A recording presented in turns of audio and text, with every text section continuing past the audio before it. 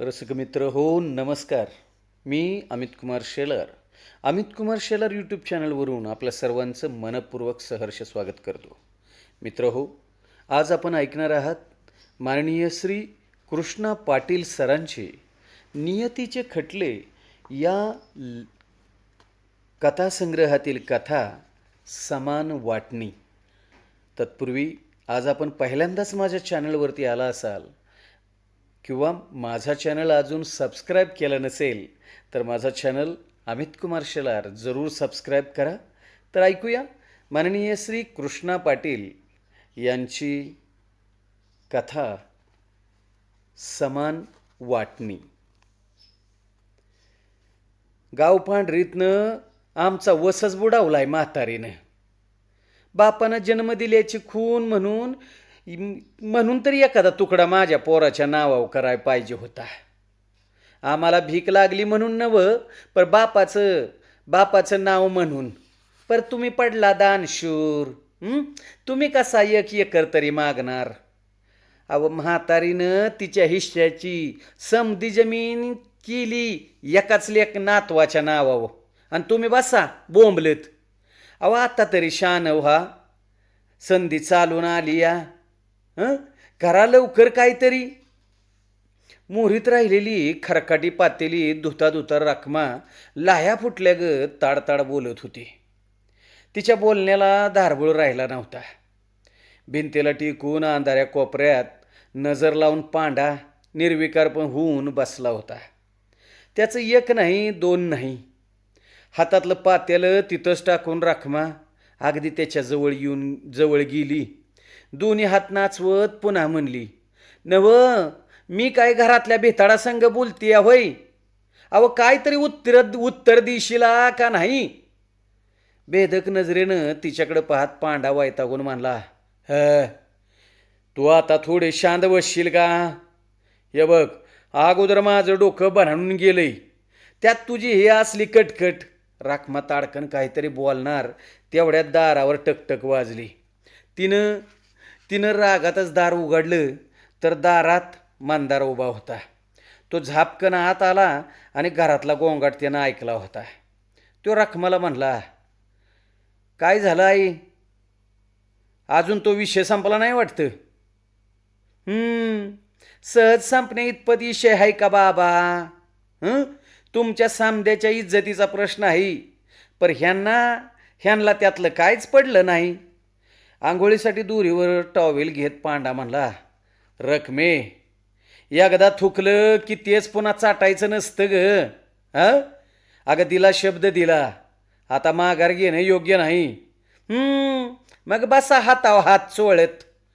शरीराचं मुटकुळ करून कोपऱ्यात बसलेल्या पांडाच्या म्हाताऱ्या आईकडं डोळं मोठं करून बघत रखमा म्हणली, पर हे माझ्या मड्यावर लादलेलं वज गावाकडं नेऊन टाका जावा. म्हातारीला आता अर्धी भाकरी बी देणं होईना माझ्याच्यानं. दोघांच्या शब्दाला शब्द वाढत होता. सगळं घर भनंग झालं होतं. कपाटात ठेवलेल्या दुकानाच्या चाव्या मंदारनं झटक्यात घेतल्या. दोघांच्याकडं जळजळीत नजर टाकली आणि चाव्या खिशात टाकून तो ताडताड निघून गेला. त्याला जाताना बघून पांडा त्राग्यानं पुटपटला, अगं पोरांना सुद्धा अक्कल आली, पर तुला नाही. तुझ्या मनासारखं कर जा. जा कर जा. अगं जाऊन दिराचा गळा दाब जा, नाहीतर कर जा कोर्ट कचेऱ्या. हातातला टॉवेल तिथंच टाकून पांडा पण घराबाहेर पडला. घरापासून दूर जाताना त्याच्या चपलांचा कार येणारा आवाज हळूहळू हवेत विरत गेला. थोड्या वेळात कालव्याच्या गोंधळात गरगर फिरणारं घर एकदम थांबलं. सगळंच ठप्प झालं आणि शांत झालं. मग धुतलेलं पातेलं रखमानं गॅसवर ठेवलं आणि भाक्कन गॅस पेटवला. सकाळच्या जेवणासाठी 2 वाट्या तांदूळ शिजायला टाकलं. डब्यातलं पीठ काढून कणिक मळायला लागली. सकाळी सकाळी पप्पा रागानं का गेलं व? पल्लवी बेडरूममधून डोळं चोळत बाहेर येऊन पुटपाटली. त्यातून सगळं ऐकत होती. आज दिवस उगवायलाच घरातलं वातावरण नासक्या दुधागत झालं होतं. रखमा तळाकलेल्या भातुकडीप्रमाणे फुटून फुटून आत शांत झाली होती. थोरली सून म्हणून तुझं तरी ऐकत्यात का बघ. घरी आल्यावर सांग त्यांना म्हातारीच्या हिश्श्याचा 1 एकराचा तुकडा मंदाराच्या नावावर करून घ्या म्हणावं. एकट्या धाकल्याला सोडायला काय कारण आहे. कणकेचा गोळा बाजूला ठेवून रखमा पल्लवीला म्हणली. पल्लवीनं तुच्छतेनं तिच्याकडे बघितलं. पातेल्याखालचा निळसर गॅस फासफासल्यासारखा धुमसत ती बाथरूमकडे निघून गेली. बाहेर रखरखीत ऊन पसरलं होतं. नारळाची उंच हिरवीगार झाडं वाऱ्यावर डोलत होती. काही दुकानं उघडायला सुरुवात झाली होती. अजून बाजार सुरू झाला नव्हता. पांडा एकटाच रस्त्यानं पाय उडत ढकलून दिलेल्या बापूकडं चालला होता. घरातली कटकट विसरायचं त्याचं एकमेव ठिकाण म्हणजे जिवलग दोस्त बापू होता. आता कशातच रस राहिला नाही. ऐन बाजारपेठेत एवढं मोठं हार्डवेअरचं दुकान, एक पोरगा इथं दुकानात, दुसरा पोरगा IT मध्ये 15 लाखाच्या पॅकेजवर बंगलोरला काम नोकरीला.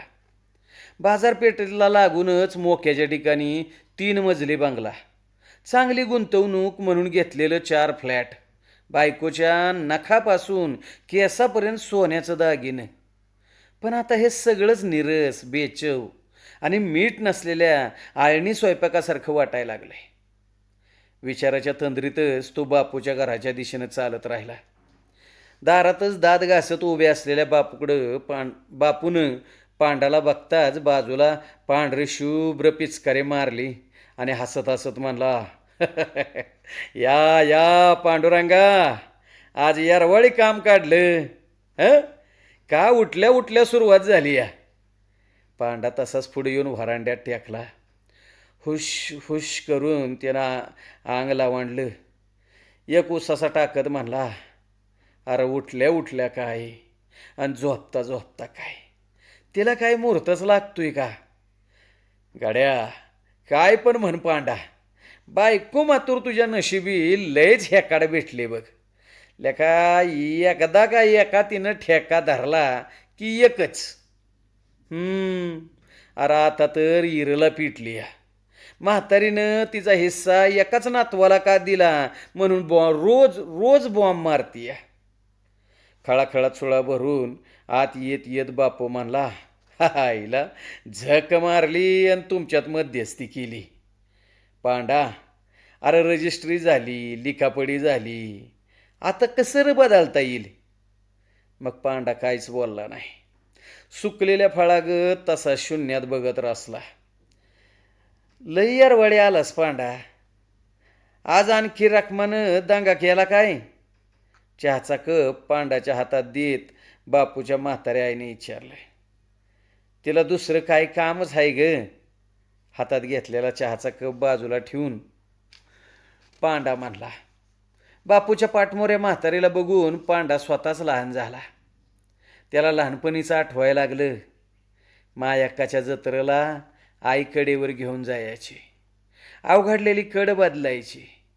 5-6 मैल तशीच चालायची.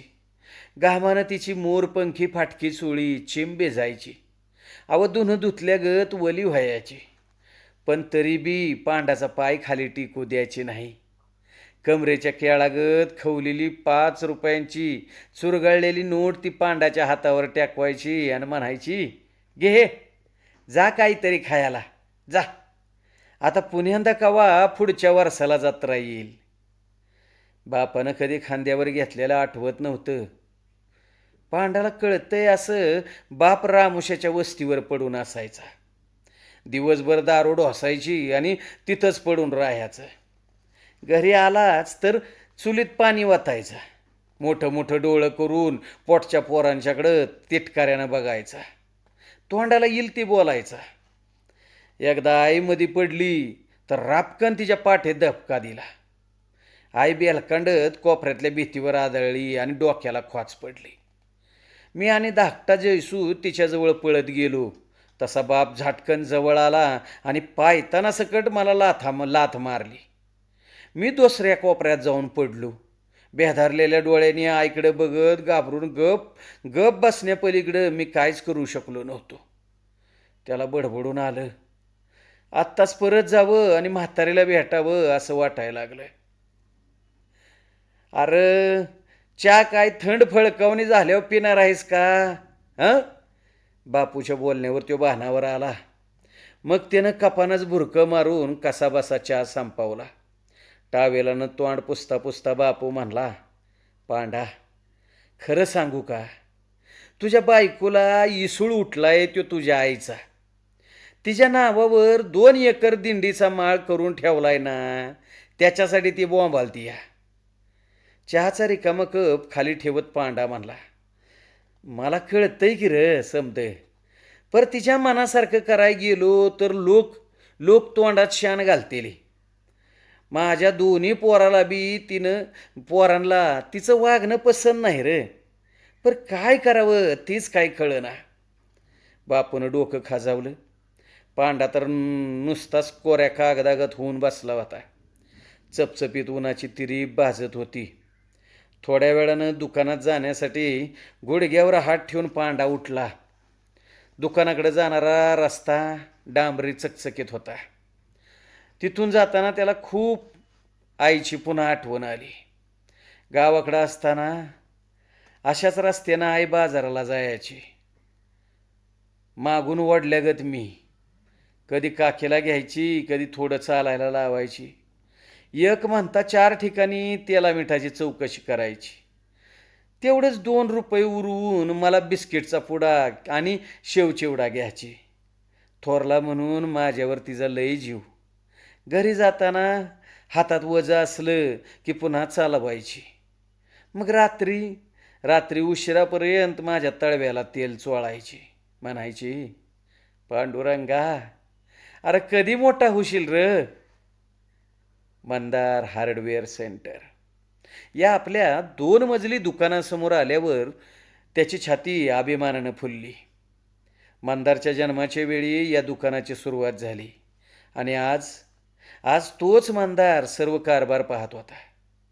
4 कामगार, 1 झाडूवाला आणि 1 कारकून. खरेदी विक्रीची मोठी उलाढाल. अत्यंत समाधानानं तो बाहेरच्या बाकड्यावर येऊन बसला. नेहमीप्रमाणे दुकान उघडून झाडलोत चालली होती. मंदारची देवपूजा चालू होती. डोळं बंद करून फोटोला अगरबत्ती लावताना मंदारचा फोन वाजायला लागला. फोन मंदारची पत्नी पल्लवीचा होता. पांडानं फोन उचलला. पल्लवी तिकडून म्हणली, सकाळी न जेवता गेलाय, बाहेरून नाश्ता तर मागवा. तसा पांडा म्हणला, अगं पल्लवी, मी पप्पा बोलतोय. मंदार देवपूजा करतोय. मी सांगतो त्याला नाश्ता करायला. काय काळजी करू नगस. आई उठली का ग? तिला चहा द्या. नाही, नाश्ता दिलाय का? आजी अजून तरी उठल्या नाही. ती उठली की मी करून देईन चहा. पल्लवीनं तिकडून फोन ठेवला आणि पांडाने एक उसासा सोडला. त्याच्या मनाला आच लागली होती. गेल्या महिन्याभर हा खेळ चालू होता. जयसिंगकडून म्हातारी ज्या दिवशी इकडं आली त्या दिवसापासून रखमानं भांडायला सुरुवात केली होती. म्हातारीला धड जेवण देत नव्हती की तिचं लुगडं धुत नव्हती. काल तर रखमानं कहरच केला. रतिबाच्या दुधाचं तिनं बासुंदी केली. बासुंदी म्हातारीच्या लय आवडीची. रखमानं तिला ताट वाढलं. ताटात बासुंदीची वाटी दिली. स्वतः ताट वाढून घेतलं. बासुंदीची वाटी घेतली. म्हातारीच्या ताटात 1 शिळी चपाती आणि वाटीभर दूध दिलं. बासुंदीचा पत्ताच नाही. समोरच म्हातारी जेवाय बसलेली. माझ्या घशात घास उतरत नव्हता. वाटलं उठावं आणि रखमाला 2 तडाखं लावावं. त्याच्याशिवाय तिला समजायचं नाही. पण हातच उचलायला धासावलो नाही. मागचा प्रसंग जसाच्या तसा त्याच्या डोळ्यापुढं उभा राहिला. अशीच एकदा दिवाळीच्या सणाला म्हातारी 4 दिवस आली होती. भावाभावांच्या वाटण्या झाल्यावर ती पहिल्यांदा आली होती आल्यापासून रखमा सासूबरोबर एका शब्दानं बोलली नव्हती. ती तोंड पाडून खाली मान घालूनच घरकाम करत होती. एके दिवशी म्हातारी म्हणली, रखमा, काय दुखतंय काय ग? नाही, सणासुदीच्या तोंडाव गप गप आहेस म्हणून म्हणलं. राहू दे काम, मी करेन समद. तेव्हा फनकाऱ्याने रखमा म्हणली, काय दुखत नाही आणि खोपत नाही. मला काय धाड भरली नाही. आलाय 4 दिवस तवा खावान तुकडं आणि गप वाट धरा गावाची. त्यो एकटाच लोक आहे तुम्हाला. ह्याला जणू तुम्ही काढलाच नाही. समधी जमीन त्याच्याच पोराला देऊन टाकली. मग जावा किती वर तिकडच. तिच्या ह्या आगाऊपणामुळं पांडा ताडकन उठला आणि तिला बदड बदड बदाडली. तिला आता तो घराबाहेर काढणारच होता, पण आई मधी पडली. आई म्हणली, हे बघ, अरे माझ्या पायी तिच्या अंगाला हात लावू नगर ग बाबा. शपथ आहे माझी. दिवाळीचा सण तसा टाकून म्हातारी गावाला गेली. सणाच्या दुसऱ्या आंघोळीसाठी पांडा पहाटे लवकर उठला. पलीकडच्या कॉटवर झोपलेल्या रखमाला म्हणला, रखमा, उठ लवकर. दिवाळीच्या आंघोळीसाठी पाणी तापत ठेव. आतनं काहीच आवाज आला नाही. मंदार म्हणला, कालचा प्रसंग तिच्या लय जिवारी लागलाय पप्पा. दिवसभर ती अशीच बसून राहिली या. मी तिच्यावर बोलायचा प्रयत्न केला, पण ती आबाळाकडे डोळं लावून गप बसती. झालं गेलं विसर आणि कामाला लाग म्हटलं तर म्हणली, हो, तुझं लगीन झाल्यापासनं आयुष्यात काही चूक नसताना पहिल्यांदा मार खाल्ला. आणि त्यो पण सासू आणि मुला देखत. कसं विसरायचं.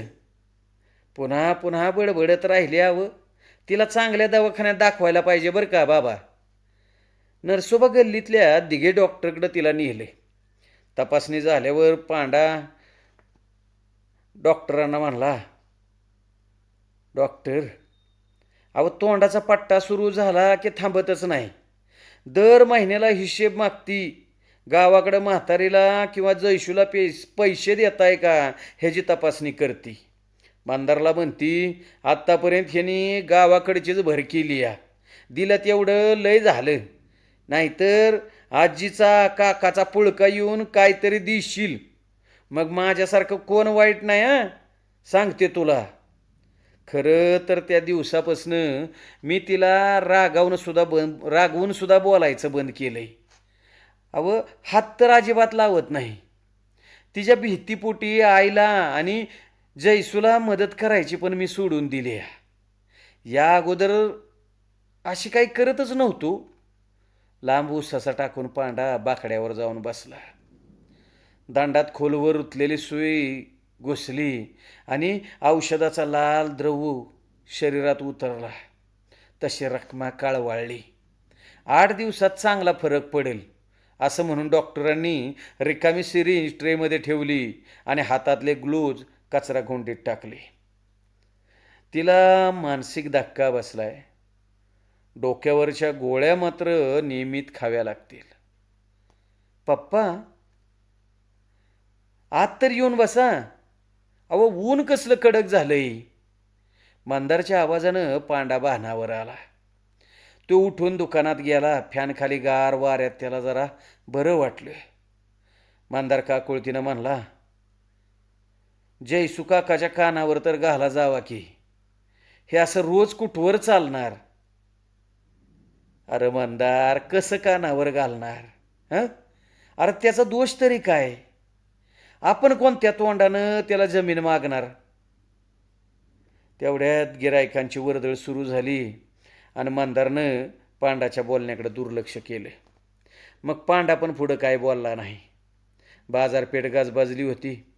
रस्त्यावर वर्दळ वाढली होती. ऊन रखरखत होतं. रस्ता माणसाने अगदी फुलून गेला होता. पांडा मात्र एकाएकी एकटाच असल्या दुकानात बसून होता. थोड्या वेळानं तो उठला. मंदार म्हणतोय, तर जयसूकडे जाऊन तरी येऊया असा विचार करून तो बाहेर पडला. बापूची दुचाकी घेऊन जाऊया असा विचार करून तो पुन्हा बापूच्या घराकडे वळला. घराकडे जाणारा रस्ता वळणावळणाचा होता. बापू मागं बसला होता, पांडू पांडा पुढं. बापूची बजाज कॅलिबर गाडी चालवत होता त्यो. बापू म्हणला, पांडा, एकदा वाटण्या झाल्या त्या झाल्या बाबा. अरे 4 माणसात सबूत दिलायस, आता कुठल्या तोंडानं जैसूला 1 एकर मागायचं रे? हे बघ, आपल्याला तर हे काय पटत नाही बाबा. तू म्हणतोय म्हणून मी तुझ्याबरोबर पावसाची चिन्ह असताना यायला लागलो. मला तुझं सगळं पटतंय रे, पण दुसरा काय इलाज आहे का? अरे काय करणार? बोलून तर बघू, काय पर्याय निघाला तर रकमेचं तोंड तरी बंद होईल. अरे आमच्या घरात शांती लाभल. चढ लागला. पांडानं गाडीचा गिअर बदलला. पुन्हा गाडीनं वेग वाढवला. थोडं थोडं अंतर गेल्यावर बापू म्हणला, अरे पांडा, जैसूनं लहानपणापासून आईची सेवा केली आहे. दारुड्या बापाची मरेपर्यंत अंथरुणं बदलली ती. अरे शेती करत करत कैक येळा तुला पण मदत केली आहे की. मग आईनं तिच्या नावावर 2 एकर जैसूच्या पोराच्या नावावर केली तर बिघडलं र कुठं?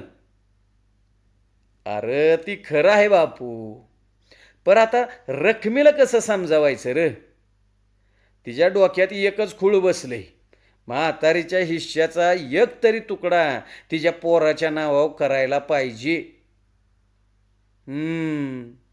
अरे तिला पण काय तर जनाची नाही मनाची तरी लाज वाटाय पाहिजे. हा, अरे तिनं असं काय केलंय म्हातारीसाठी? डांबरी रस्ता संपून मरमाचा रस्ता लागला. पांडानं गाडीचा वेग कमी केला. तसा बापू म्हणला, हे बघ, एकदा म्हातारी स्लॅबवरनं खाली पडली होती, तेव्हा तिच्या पायात सळ्या घुसल्या होत्या. 3 महिने म्हातारीनं भुई सोडली नव्हती. तेव्हा तू आणि रखमा तर म्हातारीकडे फिराकला सुद्धा नव्हता. अरे तेव्हा जैसूची शाळा नुकतीच सुटली होती, पर त्याच्या वाट्याला कायम शेती करणं आलं. त्याच्यामुळं तू बी दुकान टाकू शकलास. ही कसं इसरून चालेल र? अरे दुकानाच्या जीवावर तू शहरात 2 फ्लॅट घेतलेस, केवढं मोठं घर बांधलेस. अरे दुकानासाठी ऐन बाजारपेठेत इमारत झाली, त्यात काय जैसूनं मन दाखवलं का? होय र, दाखवलं का जैसूनं मन? म्हणून आम्ही वाटणी करण्यात मध्यस्थी केली. अरे 8 एकराची 3 हिस्से केले. 3 एकर तुला, 3 एकर जैसूला आणि 2 एकर म्हातारीला. खरं म्हणजे जैसूला अजून एखादा एकर जादा द्यायला पाहिजे होता. अरे तो राबलाय बिचारा आत्ता पातूर. अरे दारुडा बाप हातरुणाला खेळल्यावर त्यानंच त्याची उसाबर केली की. आईचं आदलं मधलं आजारपणाचं बी त्यानंच निस्तारलं. घरची शेती म्हणून त्याचं शिक्षण खुटलं, पर तरी तो राबत राहिला. तो गावाकडं होता म्हणून तू शहरात आलास, नाहीतर तुला सुद्धा शेतीचा रोजगार करावा लागला असता. अरे सुरुवातीला जैसूलाच तुला समद पुरवायचं होतं. गावाकडचं धान्य इकायचा, दुधाचा थोडा पगार आला की पैसे तुला पाठवायचा. आणि हे समज तुझ्या बायकोला कळायला पाहिजे का नाही? होय रे. गाडी जैसूच्या अंगणात थांबली आणि बापू गाडीवरनं खाली उतरला. त्यानं सभोवार नजर टाकली. अंगणात मुडकी बैलगाडी पडली होती. गाडीच्या पलीकडं कासऱ्यानं बांधलेली वैरणीची 2 बिड्डं पडलं होतं. ऊसाची पाचट काढलेली 2 ढीग पसरलेलं होतं. पलीकडच्या कोपऱ्यात कुडाच्या आडाला 2 शेरडं बांधलेली होती. गोठ्यात हाडखोळ्या राखाडी रंगाच्या 2 म्हशी होत्या. पत्र्याच्या सोप्यात एक कोपऱ्यात जुनी गंजकी खाट ठेवली होती. 2 माळक्या चादरी अंगावर घेऊन कमळी कॉटवर पडली होती.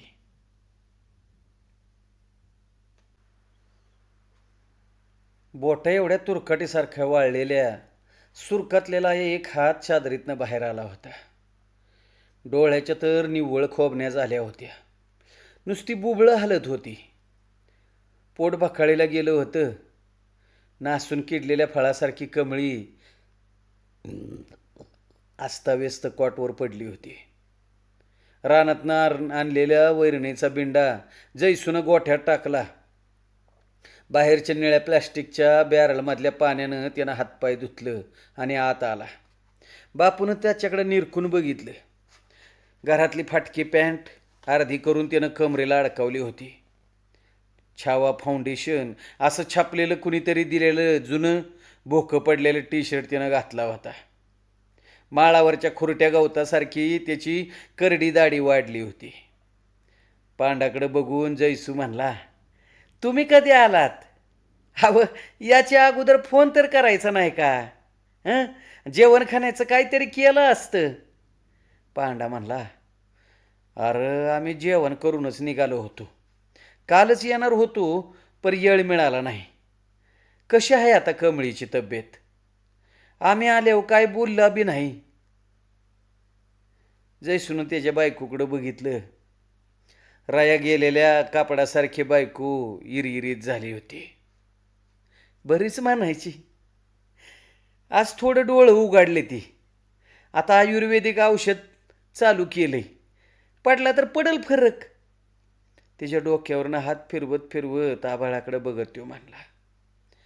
बाहेर अंधारून आलं होतं. आभाळात ढगांची दाटी झाली होती. बघता बघता ढगांची काळी फळी उभी राहिली.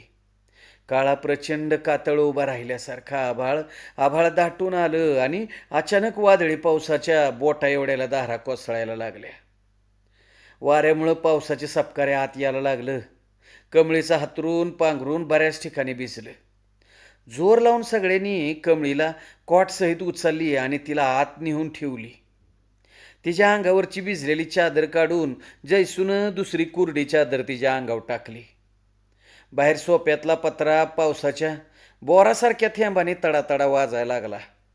आतल्यात घरात कौलातनं बदाबदा पाणी गळायला लागलं. सगळ्या घरात पाणीच पाणी झालं. वरतीकडचं पाकं सगळं पडायला आलेलं. अजून थोडा पाऊस जर पडला असता तर बेताड पडतंय का काय अशी भीती वाटायला लागली. पावसानं चांगलं 2 तास झोडपून काढले. घराभोवतीनं पाण्याचं तळ साचलं. गुडघाभर पाणी, गढूळ पाणी, गढूळ गढूळ पाणी. जैसूला कसनुसं वाटलं. शहरातल्या चकचकीत बिल्डिंगमध्ये राहणारा आपला थोरला भाव आलाय. त्याच्याबरोबर त्याचा श्रीमंत जोडीदार बापू पण आलाय. त्यांना आपलं घर बघून काय वाटलं असेल असा विचार जैसून करत म्हणला. गेल्या वर्षी एक खुली बांधायची होती, पण अचानक कमळी आजारी पडली. त्यामुळे ऊसाचं बिल पण अजून आलं नाही. म्हातारीचं 2 एकराचा माळ अजून तसाच पडून आहे. गुदस्ता त्यात नांगूर घालायचा, पर जवळ पैसाच नाही. आता बघायचं गणेश कुठंतरी नोकरीला लागतोय का, मग बांधाव्यात म्हणतोय 1-2 खोल्या.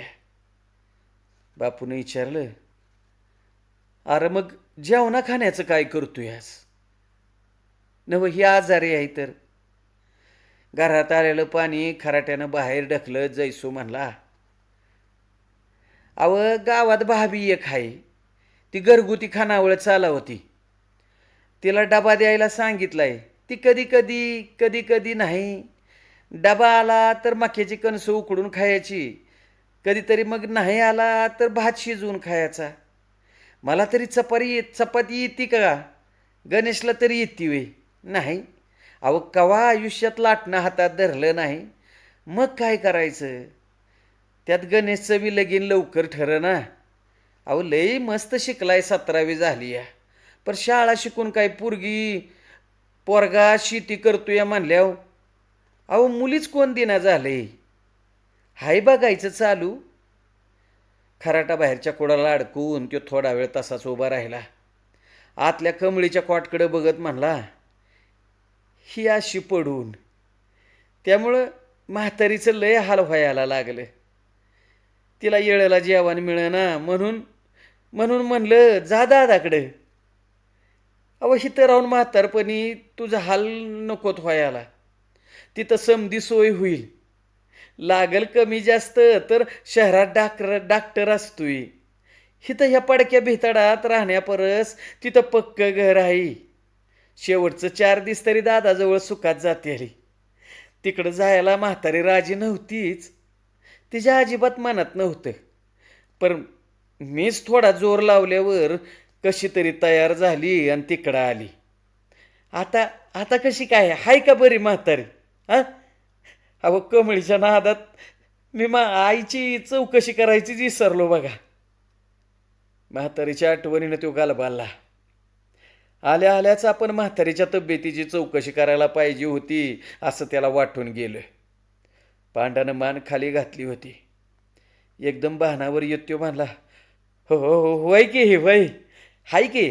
चांगली आहे म्हातारी, खातिया पितिया आराम करतिया. तू तू तिची काय सुद्धा काळजी करू नकोस बरं का रे. काय सुद्धा काळजी करू नकोस. फुटलेल्या कापसाच्या बोंडाप्रमाणे पांडा आतनं उद्ध्वस्त झाला होता. आपण निदान उबदार घरात राहतोया, 2 वेळा चांगलं चुंगलं खातोय. इथं राहण्यासाठी साधी भिताडं सुद्धा नाहीत. खायला खायला सुद्धा एक दिवस आहे तर दुसऱ्या दिवशी नाही. मनातनं तो पार ढासळला. आपण उगाच आलो असं त्याला वाटायला लागलं. उठता उठता तो जैसूला म्हणला, जैसू, कमळीच्या तब्येतीची काळजी घे बाबा, औषधं येळेवर दे. रात्री घरी आल्यावर तो तसाच बसून राहिला. म्हातारी पलीकडच्या खोलीत झोपली होती. रखमानी पल्लवी गल्लीत घरापाठीमागं हळदी कुंकवाच्या कार्यक्रमाला गेल्या होत्या. त्या दोघी तिथं जेवण करूनच येणार होत्या. दुकान बंद करून मंदारा आला. हातपाय धुवून तो पण पांडाजवळ जाऊन बसला आणि पांडाला म्हणला, काय म्हणले जयसू काका? पडलेल्या चेहऱ्यानं पांडानं मंदारकडे बघितलं. पोराला काय आणि कसं सांगायचं ह्या विचारानं तो विचारातच पडला. शरमलेल्या मनानं तो मंदारला म्हणला, अरे तो काय म्हणणार रे, आम्हीच काय विचारलं नाही. तिथं गेलो तर मुंगीला मुताचा पूर. निवारा आहे तर जेवण नाही, जेवण आहे तर निवारा नाही, अशा अवस्था. आणि कसं आणि काय रे विचारायचं त्याला. काहीच न बोलता मंदार उठून त्याच्या खोलीकडे निघून गेला. रखमानी पल्लवीला घरी यायला रात्रीच्या 10 वाजल्या. पांडा त्यावेळी अर्धवट झोपेतच होता. त्या रात्री छताकडे डोळं करून तो नुसताच पडून राहिला. काट्याच्या पांजरानातनं आपण दिशाहीन होऊन अडकून पडलेलो आहे. सगळ्या शरीराला चहूबाजूनं काट बोचतायत असं त्याला वाटायला लागलं. रात्रभर तो तसाच तळमळत राहिला. पहाटे अचानक कसल्या तरी गरम स्पर्शानं तो जागा झाला. उठून बघतोय तर म्हातारी जवळ आलेली. सर्वत्र पहाटेची शांतता होती. अजून कुणीच उठलेलं नव्हतं. मंदार, पल्लवी, रखमा त्यांच्या खोलीत शांतपणे झोपले होते. पहाटेच्या थंड नीरव वातावरणात म्हातारीच्या गरम श्वासाची घरघर तेवढी ऐकायला येत होती. म्हातारीनं पांड्याच्या तोंडावरनं हात फिरवला. उगीच केसात बोटं फिरवली. तिला भरून आलं आणि म्हणली, अरे कुकू तुटलं आणि आयुष्य फुटलं. आता कुणाला तरी दोष देऊन काय रे उपयोग. आयुष्यभर माझ्या वाट्याला भोगच असत्याल तर तू तरी काय करणार रे.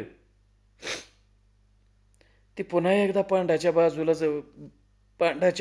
अजून जवळ सरकली आणि खोल आवाजात म्हणली, पोरा बाळाला नीट सांभाळ.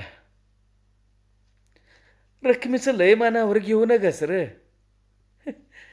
अरे तिच्या लेकराच्या मायेपोटीच ती असं वागतीया. तिचं बराबरच आहे म्हणायचं. मी जाईन जयसूकडं. हो, काय बी काळजी करू नगस. करण शेवा तिथल्या सुनाची, खाईन 4 घास तिकडचंच. आता आता किती दिस राहिल्यात र माझं तरी. आता आहे तर मग नाही. तिनं तिच्या पिशवीतनं 100 रुपयाची मळकी नोट काढली आणि पांडाच्या हातावर ठेवत म्हणली, मंदारच्या होणाऱ्या पोराला काय तर आंगडं टोपडं आणि काय माहीत तवा मी असन नसन. असले तर इकडे येणं होतंय का नाही कोणास ठाऊ. पर त्याला आंगडं टोपडं कर. ती नोट गुडघ्यावर हात ठेवून हळूच उठली. गुडघ्याची हाडं कडाकडा वाजली. लुगडं चुळी भरलेली जुनी मळकट पिशवी तिनं काखत मारली. दुसरी गोळ्या औषधाची प्लॅस्टिकची पिशवी हातात घेतली. दोन्ही पिशव्या तिचा सगळा प्रपंच भरला. सोबत चिंध्या झालेलं आयुष्य घेऊन ती अंधारलेल्या थोरल्याच्या घराबाहेर पडली. पाठीवर विंचवाचं बिऱ्हाड असल्याप्रमाणे ती रस्त्याला लागली. आता ती धाकल्याच्या घराच्या दिशेनं चालायला लागली होती. हळूहळू म्हातारी अंधारात लुप्त झाली. आईच्या पाठमोऱ्या आकृतीकडे पाहत पांडा नुसता थरथरत उभा होता. त्याचं सगळं शरीर कंप पावत होतं. त्याच्या डोळ्यापुढे अंधारी आली म्हणून त्यानं भिंतीचा आधार घेऊन तो तसाच उभा राहिला, आपल्या म्हाताऱ्या आईच्या पाठमोऱ्या आकृतीकडे बघत.